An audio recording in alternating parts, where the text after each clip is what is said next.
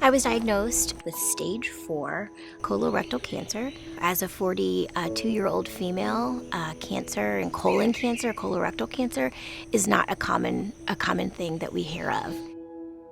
I have 4 boys, and so when you're faced with something, I guess, catastrophic like cancer, reality and your mortality is right in front of you.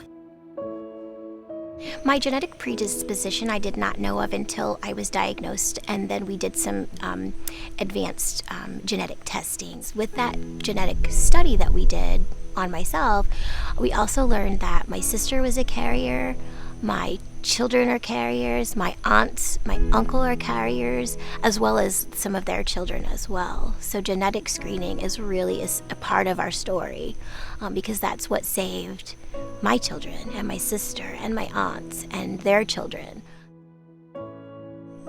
The most amazing thing you get to do is give your child life, and then to be able to do it again by going through something so catastrophic as cancer, but then also having the information and knowing and asking and learning is essential. And so essentially I was able to provide my children a resource to never have to go through the catastrophic illness that I went through.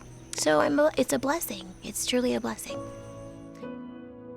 When I was diagnosed as terminal, but my damage was so extensive that there was really no hope for me to have a prolonged life. I was looking at probably a 6-month death sentence. But I was determined that I wasn't going to be that statistic. I wanted to hit it with the big guns, and so let's just hit it hard. And they knew I was a fighter, and so by the grace of God, I had 100% response to the chemo, and some of my tumors shrunk. Some of my tumors disappeared, and so I went from 6 months to live to the idea that my oncologist said one day, I think we can talk about going to see a liver surgeon.